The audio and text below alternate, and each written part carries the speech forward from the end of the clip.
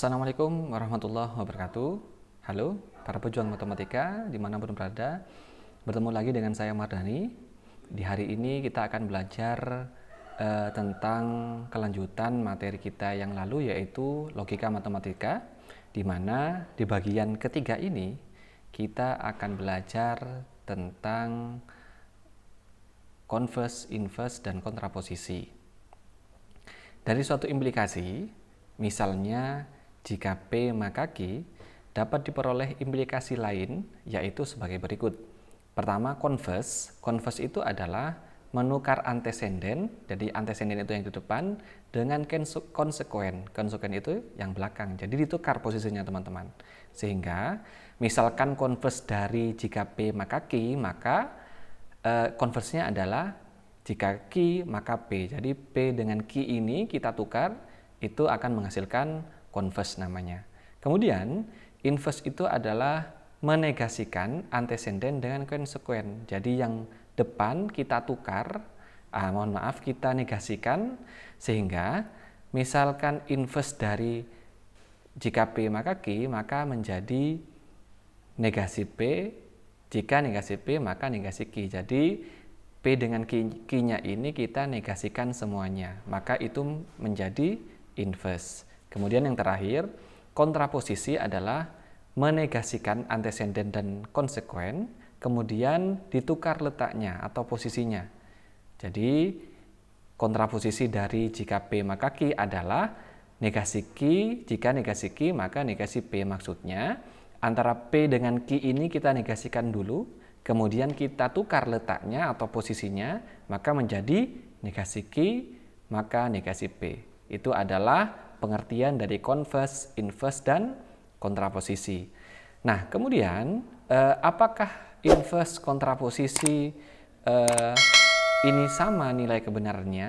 Nilai kebenaran itu bisa dibuktikan dari hubungan antara implikasi converse, inverse, dan kontraposisi dari jika P maka Q. Bisa ditunjukkan dengan tabel seperti berikut. Ini adalah P, ini adalah Q, bisa dilihat. Kemudian negasi P-nya berarti kebalikan dari P ini. Maka jika benar, salah, salah jadi benar, salah jadi benar. Kemudian negasi Q ini adalah kebalikan dari Q-nya. Maka kalau B hasilnya salah, kalau salah hasilnya benar, dan seterusnya. Masih ingat teman-teman apa rumus tentang implikasi? Jika P maka Q itu hasilnya seperti berikut. Ini sudah kita pelajari di materi sebelumnya ya. Bisa dicek di materi sebelumnya di part 2. Benar, salah. Kemudian kalau converse, maka jika Q maka P, maka jika P Q maka P. Jika benar maka benar, hasilnya benar. Jika salah hasilnya benar, maka hasilnya salah, dan seterusnya. Nah, persis seperti ini. Bisa dilihat antara implikasi dan converse, nilai kebenarannya adalah sama. Kemudian inverse adalah negasi antara P jika negasi Q maka negasi Q. Maka kita lihat di sini, jika negasi P maka negasi Q, maka antara ini dan ini. Jika hasilnya jika salah maka salah itu hasilnya benar. Jika salah maka benar hasilnya salah. Jika benar hasilnya salah maka benar. Jika benar hasilnya benar maka benar, dan seterusnya. Nah, bisa dilihat di sini hasilnya adalah sama teman-teman ya. Begitupun dengan kontraposisi. Jika negasi Q maka negasi P, maka dari sini maka ke sini. Jika salah maka salah. Sehingga ketika kita proses maka hasilnya seperti berikut.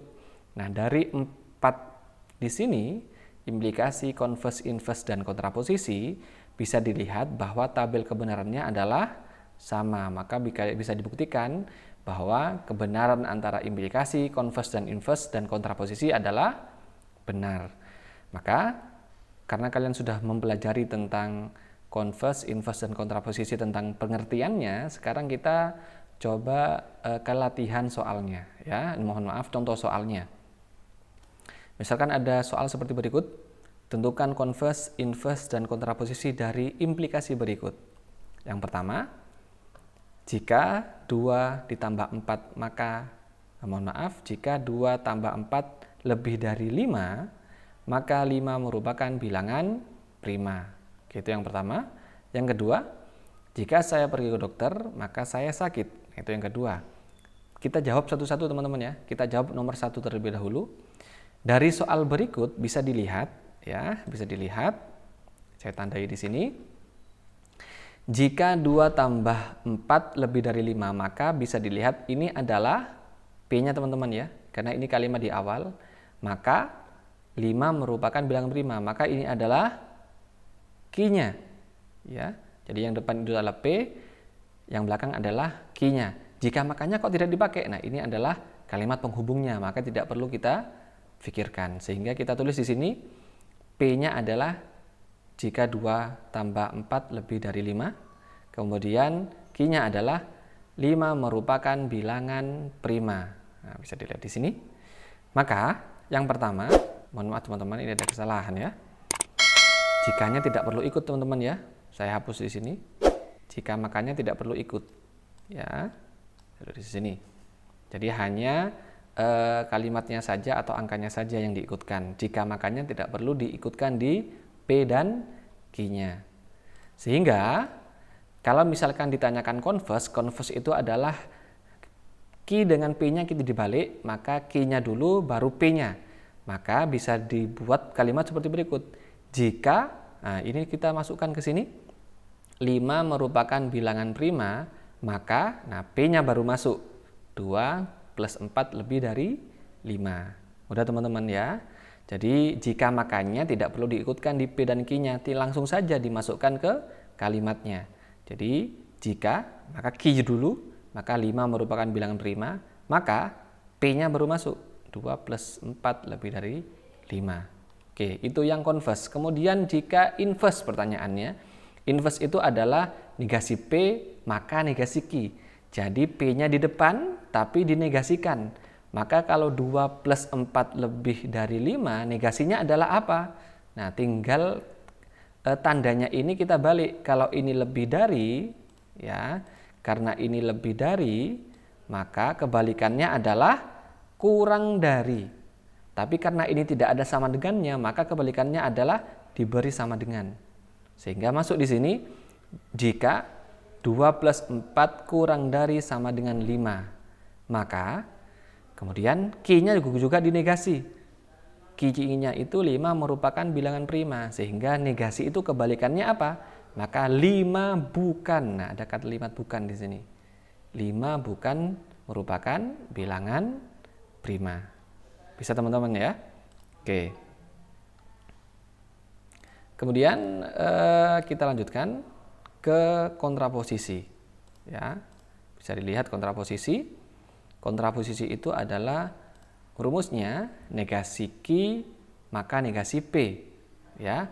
Maka tinggal inverse ini kita balik saja. Jadi 5 bukan bilangan prima taruh di depan, 2 tambah 4 kurang dari 5 kita taruh belakang, maka menjadi jika 5 bukan merupakan bilangan prima, jadi karena ini kebalikan dari Q-nya, maka 2 plus 4 lebih dari 5, kebalikannya adalah, tadi sudah kita bahas ya teman-teman ya, maka 2 plus 4 kurang dari sama dengan 5. Bisa teman-teman ya? Mudah ya? Oke, kita lanjutkan ya ke contoh soal nomor 2. Di contoh soal nomor 2 bisa dilihat kalimatnya adalah jika saya pergi ke dokter maka saya sakit. Nah, kalian lihat dulu ini. Jika makannya tidak perlu dihikurakan, kalimat yang pertama apa? Kalimat yang di depan adalah saya pergi ke dokter, maka ini adalah P-nya teman-teman ya. Kemudian kalimat terakhirnya maka saya sakit, maka ini adalah Q-nya.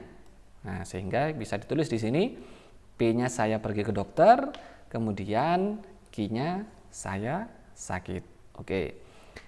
Pertanyaan pertama adalah converse. Converse itu adalah Q maka P, maka Q-nya dulu, kemudian P-nya taruh di belakang, maka menghasilkan jika Q-nya adalah Q-nya taruh di sini di depan, saya sakit, ya. Jika saya sakit, maka P-nya taruh di belakang, maka saya pergi ke dokter. Udah teman-teman ya. Kemudian yang kedua adalah inverse. Inverse itu negasi P maka negasi Q. Jadi P-nya kita balik. Kalau saya pergi ke dokter, berarti kebalikannya adalah jika saya tidak pergi ke dokter. Jadi ada kata tidak di sini. Nah, bisa dilihat di sini.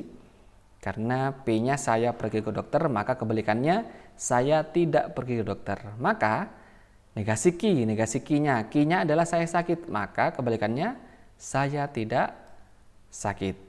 Bisa teman-teman ya. Kemudian yang terakhir. Yang terakhir adalah kontraposisi. Kontraposisi itu adalah negasi Q maka negasi P. Berarti dari Q inverse ini kita balik saja. Saya tidak pergi ke dokter di belakang, saya tidak sakit taruh di depan. Maka akan menjadi kalimat seperti berikut. Jika saya tidak sakit, nah dari sini, maka saya tidak pergi ke dokter. Nah, ada kalimat tidak di sini teman-teman ya. Jadi Q-nya ditaruh depan, dinegasi, maka saya tidak sakit. Kemudian P-nya taruh di belakang, dinegasi, saya tidak pergi ke dokter. Bagaimana teman-teman? Mudah ya? Nah, karena kalian sudah belajar tentang pengertian, kemudian latihan soal, sekarang waktunya kalian melatih skill dengan mengerjakan latihan soal berikut. Soalnya mudah, hanya 3 macam soal. Ya, silakan kalian kerjakan dengan baik dan sempurna. Semoga materi ini mudah untuk kalian pahami. Jangan lupa dukung terus channel ini dengan cara subscribe di tombol merah itu. Kemudian bunyikan loncengnya agar kalian tidak ketinggalan dengan materi selanjutnya. Dan silakan share kepada teman-teman yang lain yang membutuhkan tentang materi matematika. Terima kasih teman-teman untuk hari ini. Mohon maaf. Assalamualaikum warahmatullahi wabarakatuh.